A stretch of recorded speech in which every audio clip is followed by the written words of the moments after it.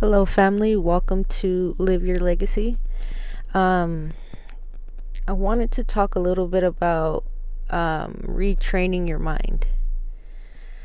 I was talking to this girl about a week or so ago, and we were talking about dog training, and she said something kind of interesting to me. She said, you tame their inner beast. And I got to thinking, and I was like, you know what? Like, I wasn't able to do that until I learned how to tame my own inner beast. And I don't know, I just been thinking about that and thinking about that. And um, training dogs is. I had to learn how to retrain myself, how to reprogram my own mind to be able to learn how to manipulate theirs. And I was thinking, like, if I can do that, if I can, doing it to yourself is probably hard. It's not probably, it is. It's a lot harder to do than to train somebody else. Um because it's yourself. So trying to manipulate your own mind is, it's not easy, but it's clearly possible. And just like with training dogs, it's all about repetition, consistency. And it's the same with yourself. You have to just stay consistent with the work, and it becomes second nature. Not even second nature, it becomes natural. Um, so, like, when you think about anger or depression, and by the way, side note, kind of, depression is always described as a medical condition, and that is not true. Um, it's a psychological thing, because when you react consistently in a certain way, it becomes habit. And that's all depression is a habit. Hear me out. And it's not to discredit the way anybody feels or what anybody is going through.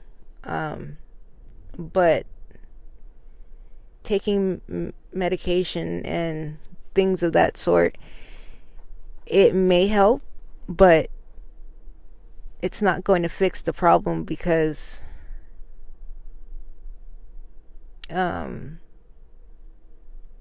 it's not a medical condition. So treating it medically isn't really as effective as it would be treating it psychologically. And so let me give you an example. So say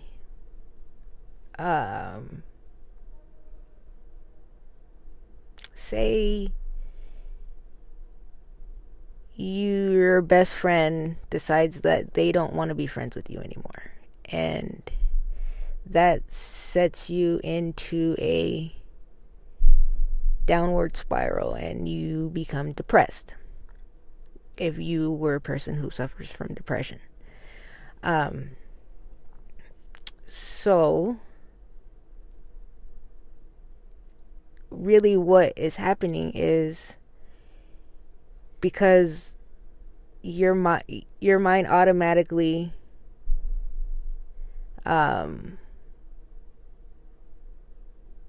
reacts in that manner, that it's become a habit for you. It's a habit. You spent so many years and this is hypothetically thinking, speaking, you're somewhere in your 20s, 30s, whatever, and you spent all this time reacting to rejection or loss in a particular manner. I'm really trying to make this as clear as possible. Let's reroute and let's go with anger. And this is a lot easier for me because since I was a young kid, probably since I was a baby, I've always struggled with anger. And it wasn't until recently that I realized that it's all about the way that I'm reacting. And it took a lot of time for me to break this habit. But I did. Before, it really didn't take much to make me mad. And when I got mad, it was like I went from 0 to 100 like a blink of an eye. And I really didn't have time from 0 to 100. I didn't have time to stop and think about what I'm doing, how I am responding to this, whatever this is. And I learned, and like I said, this took a lot of time, but I learned how to stop and think about what's happening, think about why it's happening. Why do I feel this way? And, well, let me back up. What I did was, and it sometimes was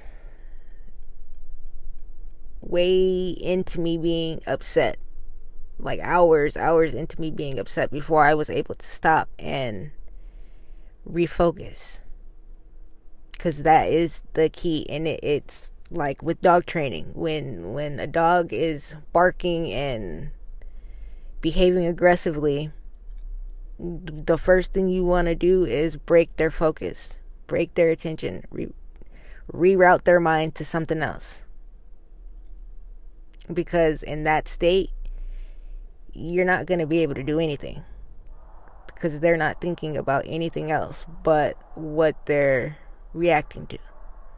Same as humans. When you get upset, you're in that moment, like, you're not thinking straight. So you have to reroute, refocus on something else. That's where, if you listen to, I think it was the first video I did, I talked about finding a happy place. Find something that you can think about that's gonna make you happy, like the happiest you can possibly be. Go there. If it's a song, play the song, sing the song, like do whatever you need to do to take your mind off of whatever it is that has upset you. And also, I've learned that deep breathing really does help. But it's really, honestly, it's just anything to take your mind off of that particular thing that's upset you. So if it's deep breathing, do that. Writing helps. Just something that's going to take your mind off of that. And then once your mind is off of that and you've calmed down, think about why the hell that made you so mad. And really think about it, because sometimes we think we know what we're mad about, and really that has nothing to do with why we're actually mad. Really think about what you're upset about, and figure out how to change that so that it is not something that keeps happening, if at all possible, and it should be possible. even if that means removing somebody out of your life, if it's that serious and you really can't figure out a way to be around them and not get upset.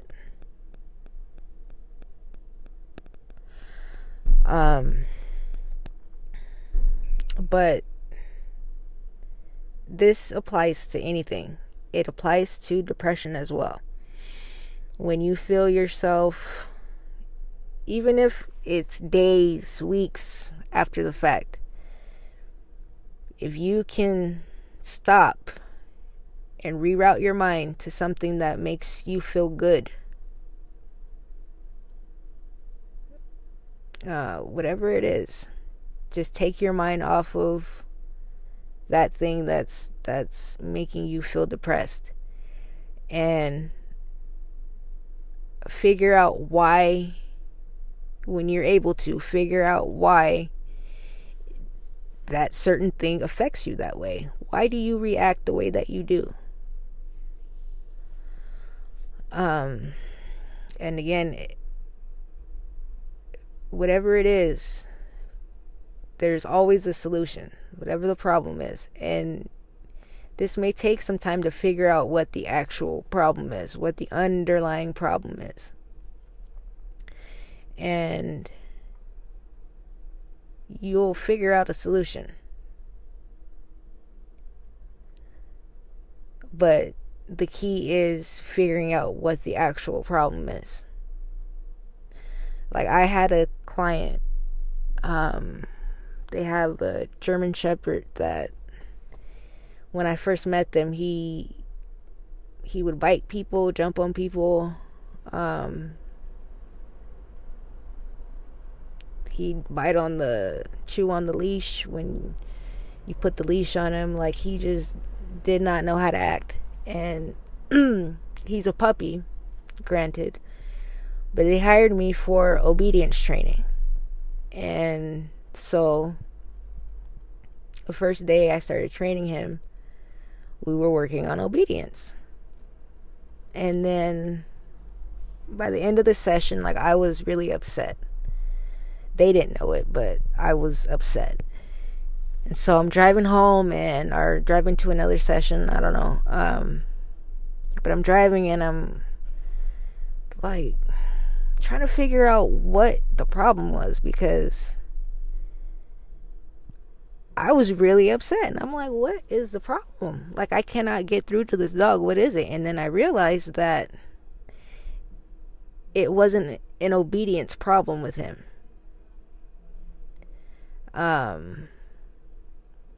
I needed to get him out on the leash, and we needed to work on, at first I was thinking it was dominance, and that wasn't it either, because we worked a little bit on that, and I'm like, there's something wrong. What am I missing? And so I just had this idea. I was like, okay, like, I need to get this dog on a leash. Need to get him outside and get him walking. And that was it. He didn't know how to, when he got triggered, he didn't know how to deal with his adrenaline. He didn't know what to do with it. So he would bite, jump, like, he's just trying to get it out. And a lot of that was due to the fact that he wasn't getting out on walks enough. So whatever, I leash trained him, and first we worked on the jumping. Anyways, I kind of like got sidetracked and lost my focus, my train of thought. What was I talking about? Where was I going with this? Jesus. Sorry, guys. I get to talking about dog training and that's it. What was I talking about? Depression.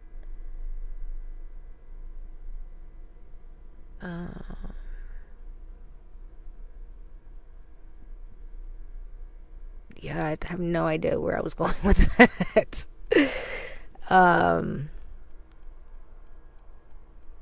Damn. It's because these people were walking in front of me while I'm sitting in my car recording this, and I'm like looking at them and telling a story at the same time, and I just completely forgot where I was going with it. I know there was a point, and there was probably a good one. That's why I'm like, I really need to figure out what I was gonna say. Depression, anger, taking your mind off of it.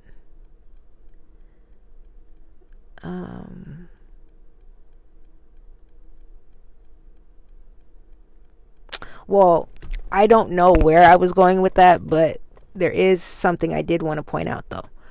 I was talking about how he didn't know what to do with that energy that he had.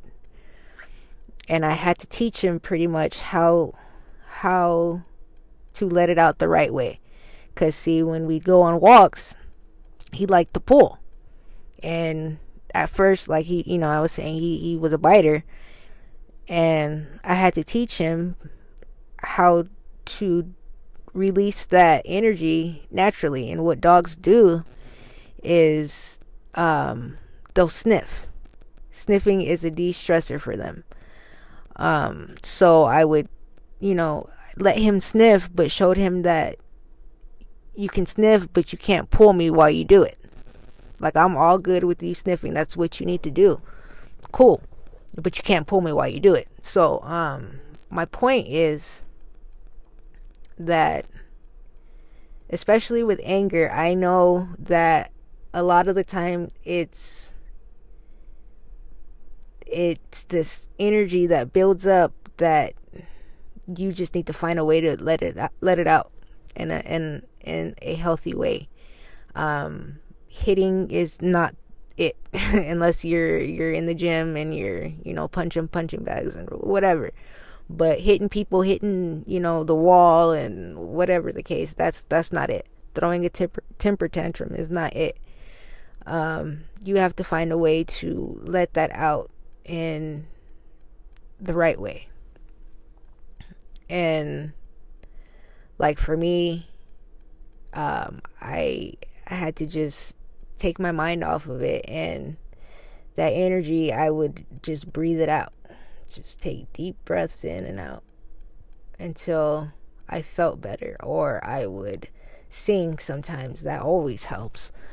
I'll put on a song if I'm in the car or whatever, and I'll put on a song that really, gets me going, and let it out like that. Or I'll write, whatever. But you gotta find, and this isn't even just with anger, this is just with anything, because you're gonna have a buildup of emotions, of energy that you need to let out. If you gotta scream it out, whatever you need to do, let it out, but let it out the right way, so that when something else happens that may not make you the happiest, you don't lash out.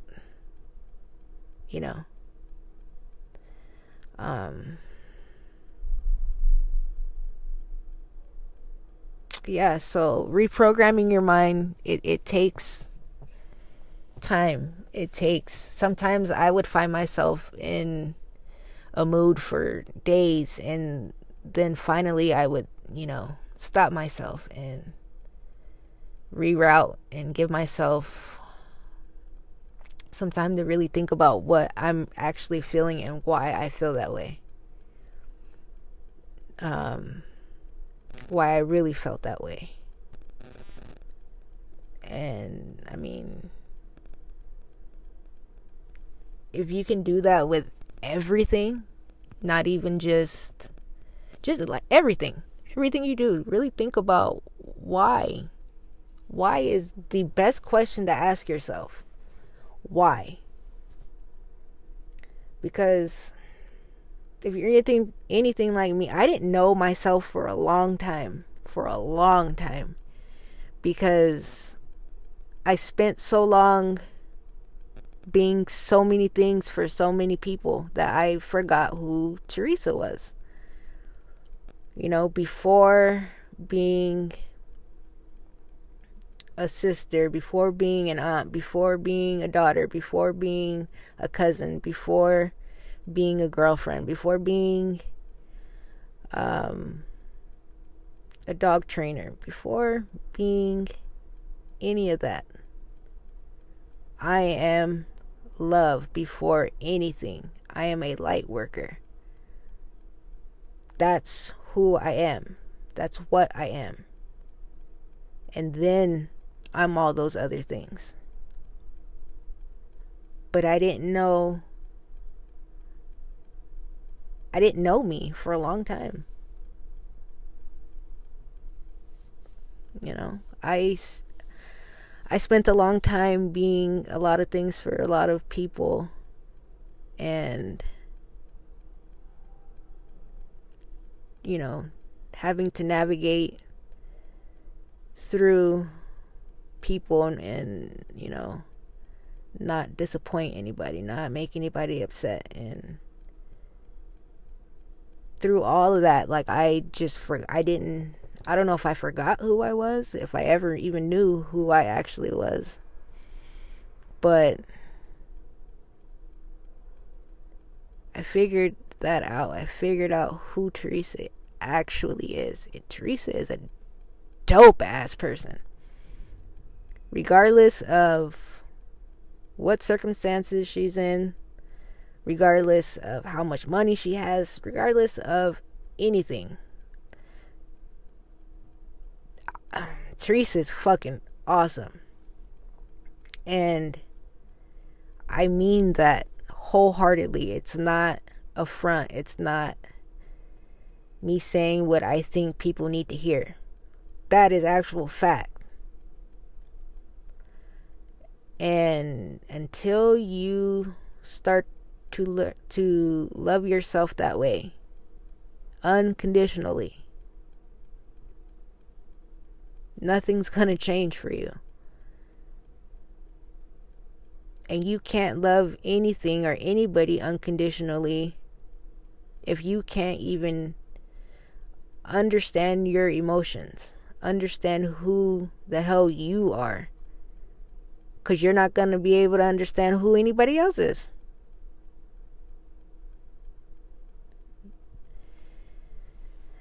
I really hope what I've been saying makes some sense to you.